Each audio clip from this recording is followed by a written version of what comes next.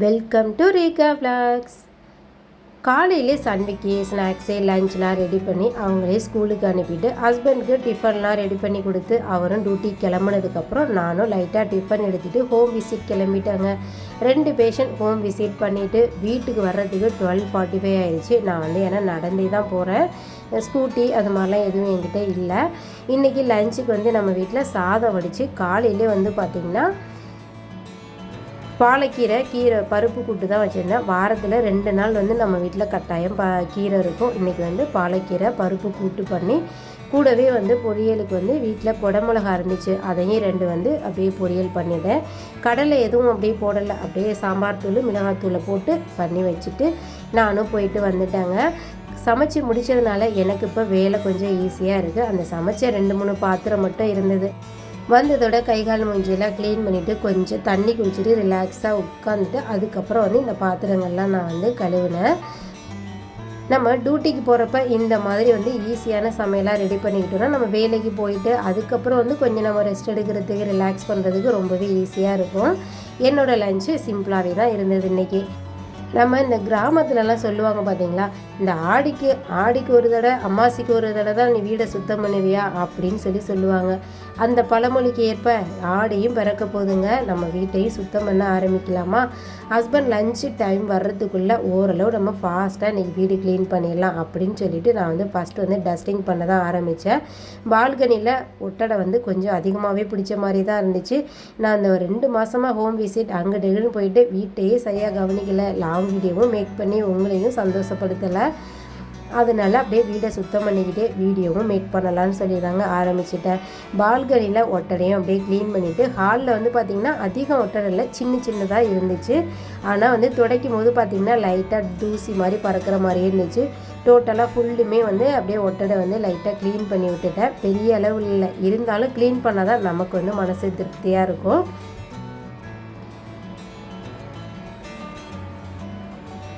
அப்படியே ஒட்டடையும் தட்டி விட்டுட்டு இந்த சாமி ஃபோட்டோ இதெல்லாமே ஹாலில் இருந்ததெல்லாம் எடுத்து தொடச்சி மறுபடியும் மாட்டி விட்டுட்டேன். மேலே தூசி தட்டுனோம் பார்த்தீங்களா, அப்போ இந்த ஃபேன்லையுமே லைட்டாக டஸ்டிங் இருக்கும். அதையும் அப்படியே தொடச்சிடலாம் அப்படின்னு சொல்லிட்டு அதையும் க்ளீன் பண்ணிட்டேன். இந்த சம்மர் ஆரம்பித்ததுலேருந்தே 2 வீக்ஸ் ஒன்ஸ் கண்டிப்பாக நான் ஃபேன் க்ளீன் பண்ணிடுவேன். இது போன வாரம் தான் பண்ணணும். இருந்தாலும் இப்போ நம்ம ஒட்டடை அடித்ததுனால அதோட தூசி அதில் இருக்கும் பார்த்தீங்களா, அதனால் தொடச்சிட்டோம்னா அதுவும் நமக்கு ஒரு மன திருப்தியை தரும் பாருங்கள். அதனால் அதையும் தொடச்சிட்டேன். 2 வீக்ஸ் ஒன்ஸ் ஃபேனு க்ளீன் பண்ணதுனால தான் இந்த சம்மரை நம்மளால் சமாளிக்க முடிஞ்சதுங்க. இந்த வருஷம் வெயில் ரொம்பவே அதிகமாக இருந்துச்சு. இப்போ ஜூலையிலே பார்த்திங்கன்னா அவ்வளோ வெயில் கொளுத்துது பாருங்கள். ஃபேனு ரொம்ப டஸ்ட்டாக இருந்தால் அவ்வளோ காற்று வராதில்ல, அதனால் அடிக்கடி தொடச்சி சுத்தம் பண்ணதுனால பெரிய அளவில் தூசி இல்லைங்க.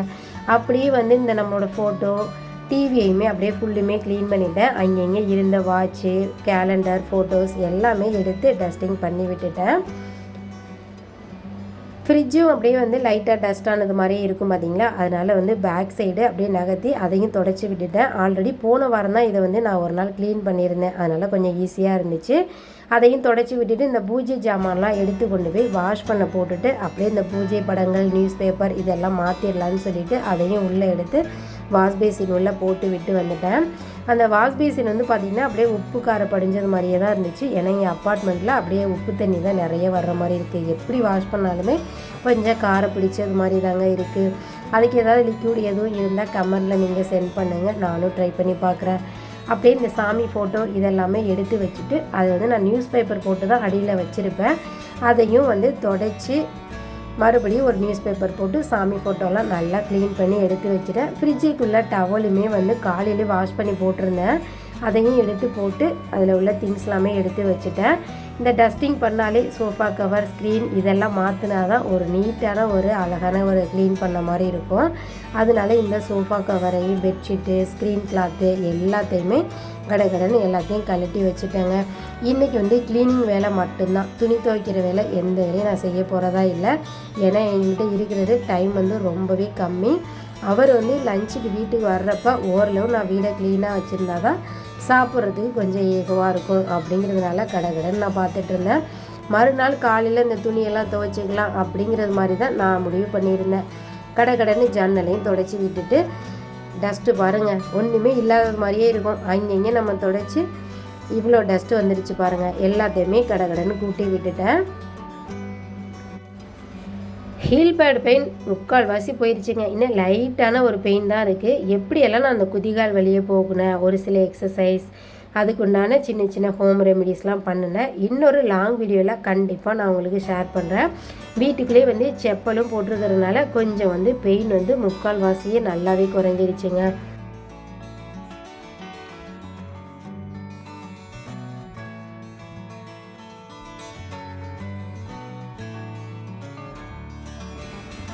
இன்றைக்கி க்ளீனிங் வேலை பண்ணணும் அப்படின்னு சொல்லி நான் வந்து காலையிலேயே பிளான் பண்ணதுனால நீ வாசலில் எதுவும் நான் கோலம் எதுவும் போடலை, அப்படியே வந்து கூட்டி மட்டும் விட்டுட்டு போயிருந்தேன். அதனால் வந்து முன்பக்கம் அப்படியே கூட்டி வீட்டு முன்னாடியே எடுத்துட்டு மாப்பிங்லாம் போட்டுக்கலாம் அப்படின்னு சொல்லிட்டு முன்பக்கமாகவே கூட்டி அள்ளிட்டேன்.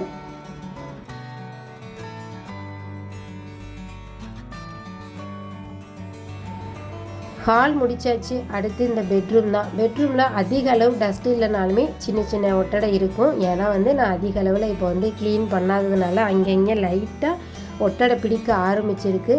கரெக்டாக அந்த டைம் ஆடி மாதமும் பிறக்க போகிறதுனால எனக்கு கொஞ்சம் ஈஸியாக இருந்துச்சு. ஃபோட்டோஸ்லாம் எடுத்து வச்சுட்டு கடகடன்னு அந்த ஒட்டடையை க்ளீன் பண்ணிட்டேன். சின்ன ரூம் அப்படிங்கிறதுனால எனக்கு வந்து அதிக டைம் எடுக்கலை. ஒரு 10 நிமிஷத்துலேயே வந்து இந்த ஒட்டடையும் தட்டி விட்டுட்டு ஃபோட்டோலாம் டஸ்டிங் பண்ணிவிட்டு அதையும் மாட்டி விட்டுட்டேன். எல்லார் வீட்லேயுமே ஒரு பெரிய சுமை தாங்கி யாருன்னு சொல்லி பார்த்தீங்கன்னா நம்ம பீரோல் தாங்க. உள்ளேயும் அவருக்கு வெயிட்டை வச்சு விட்டுட்டு உன் தலை மட்டும் சும்மா இருக்குதா அப்படின்னு சொல்லிட்டு அந்த தலை மேலேயும் அவ்வளோ வெயிட்டை ஏற்றி வச்சுருப்போம். பாவம் இந்த பீரோல் எல்லார் வீட்லேயும் மாட்டிக்கிட்டு படாத பாடுபடுது. என் வீட்லேயும் அந்த மாதிரி தாங்க. உள்ளுக்குள்ளே ஏகப்பட்ட துணியை வச்சு அமுக்கிட்டு பீரோல் மேலேயும் வெயிட் போட்டிருப்போமா, அதையெல்லாம் க்ளீன் பண்ணி வச்சுட்டு அப்படியே சிஸ்டம் டேபிள் எல்லாமே இருந்த டஸ்ட்டு எல்லாத்தையும் க்ளீன் பண்ணி விட்டுட்டு ட்ரெஸ்ஸிங் டேபிள் எல்லாத்தையுமே டஸ்டிங் பண்ணி விட்டுட்டேன். கட்டிலுக்கு அடியில் வந்து நேற்றே வந்து க்ளீன் பண்ணி வச்சுட்டேன். அதனால் வந்து அதை வந்து அப்படியே விட்டுட்டேன். அடியில் வந்து ஒரு சில பேக்கு வெயிட் மிஷின் இதெல்லாம் இருக்கிறதுனால அதை வந்து அப்படியே ஓரமாக தள்ளி விட்டுட்டேன். புல்லும் அதெல்லாம் எடுத்தோம்னா எல்லாமே டஸ்ட் ஆயிரும் அப்படின்னு சொல்லிட்டு முன்னாடி இருந்த டஸ்ட்டை மட்டும் அப்படியே க்ளீன் பண்ணி விட்டுட்டேன்.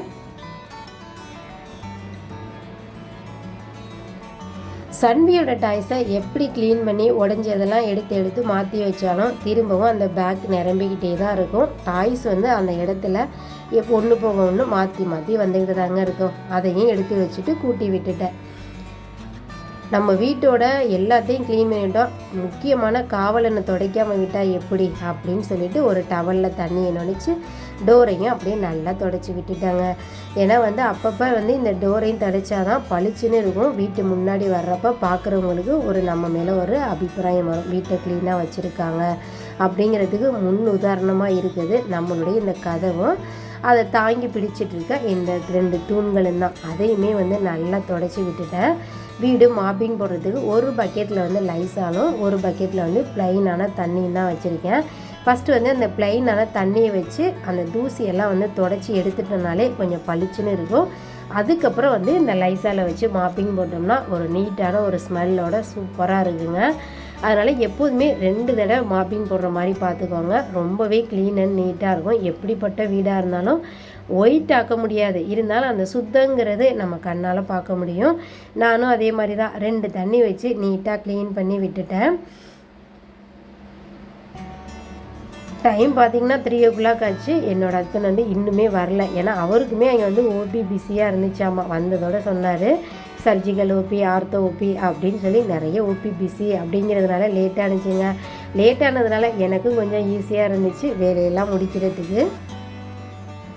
நம்ம வீட்டுக்கு அம்மனை வரவேற்கிறதுக்கு என்னோடய க்ளீனிங் இந்த அளவு தாங்க இருந்துச்சு.